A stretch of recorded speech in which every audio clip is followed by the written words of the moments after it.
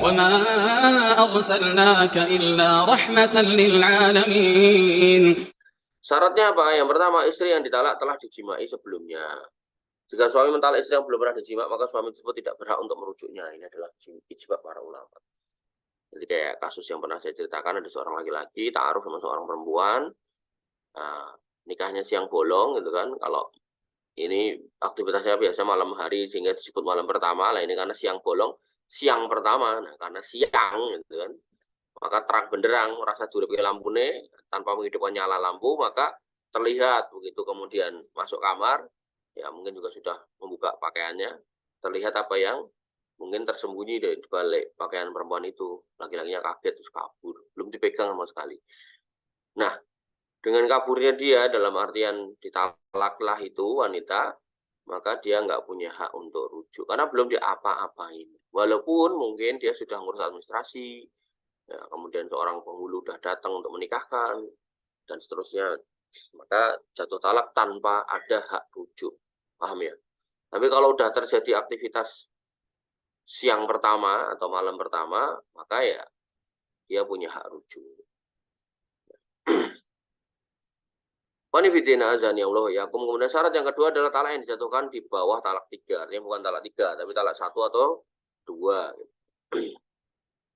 Makanya di Boyolali dulu tuh sampai ada seorang laki-laki kenalan di medsos. Dia hanya melihat tampilan di medsos, dipikirnya ya perempuan cantik gitu dari luar kota. Terus nikah. Terus si perempuan ini ya sudah menjaga nih, sudah mengatur strategi kalau dia hanya mau digauli itu malam hari. Ya, pas malam itu ya dia selalu ngomong kalau baru haid, baru haid, baru haid. Sehingga urusan jimaknya itu terjadi dengan cara yang lain, nantinya bukan dengan apa namanya bertemunya dua kemaluan, bukan, tapi lebih kepada yang lain. Entah diapa, didik-didik kemudian itu terjadi berhari-hari gitu, entah sampai bulan apa enggak saya nggak ngerti. Hingga cerita, ya, si suami ini ya penasaran, mosok namanya istri ke orang gelem di apa dipegang ke arah yang beneran, bukan suami istri yang beneran itu.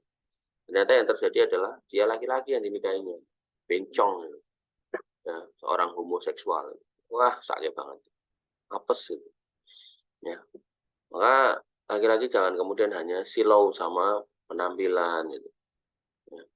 Makanya orang-orang dulu tuh kadang tuh kalau ngomongkan nikah, rasa karo ado-ado cedak wae sing genah gitu, genah wedok, sing lanang ya genah lanang gitu. Bukan kemudian laki-laki macak perempuan kemudian kita terpesona.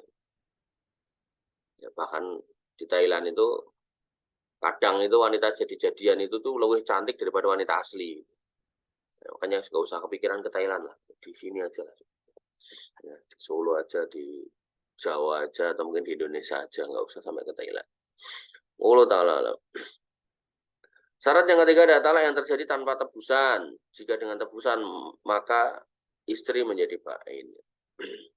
Ya, jadi talaknya nggak pakai nebus. Kalau nebus, ya tahu, Mas, ceraikan aku, kamu tak kasih ini, tak kasih itu. Maka itu nanti nggak punya hak rujuk. Itu namanya khuluk. Nah, ya, cuman jatuhnya talak ini kalau suami nggak mau mengeluarkan kata talak, oke, tak talak, nah itu berarti mau. Tapi kalau nggak mau, nah, maka kita harus ke pengadilan. Pengadilan yang memutuskan. Maka berdasarkan pertimbangan alat dan bukti, yaitu kami hakim atau tim hakim menyatakan memutuskan telah jatuh talak 1 pada pernikahan antara si fulan A dan si fulan B. Gitu. Oleh karena itu dibebankan kewajiban kepada istri untuk membayar 1, 2, 3.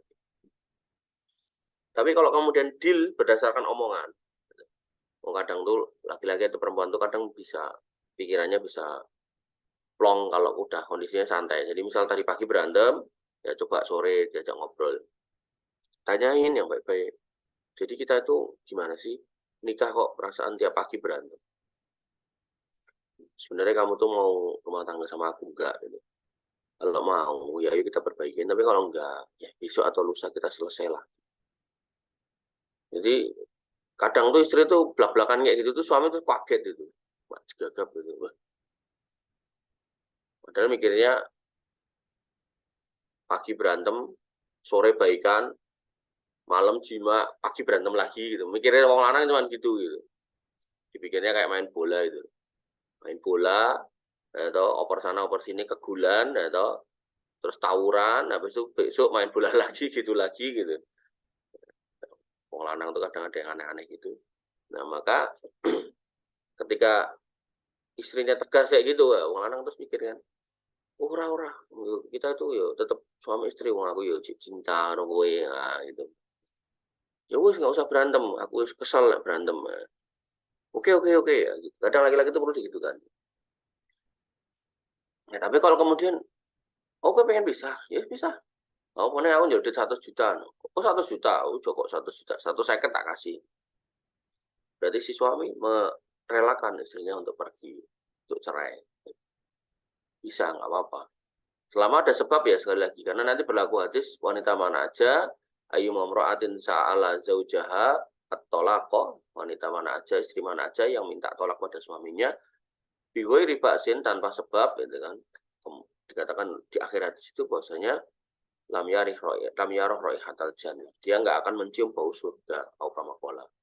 Ya, jadi kalau nggak ada sebab ya toh, nggak ada perdebatan, nggak ada berantem, nggak ada apalah itu, suaminya juga baik-baik aja, terus suaminya cukup sholat, cukup kerja gitu kan, kalau anak-anak ayo sayang, kalau dia ayo sayang gitu kan, kalau mertua ayo baik gitu kan, nggak ada sebab gitu, tiba-tiba minta cerai lah, ini wanita-wanita racetol kayak gini, maka dikatakan oleh Nabi SAW dia nggak akan mencium bau surga. Jadi kalau kayak gitu. Kemudian syarat yang keempat, rujuk dilakukan pada masa iddah dari pernikahan yang sah. Jika masa iddah telah habis, maka suami nggak berhak untuk merujuknya. Ini adalah pendapat ijma para ulama fikih.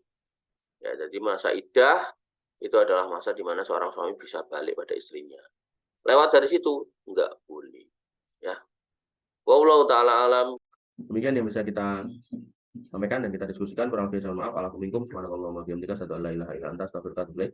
Assalamualaikum warahmatullahi wabarakatuh.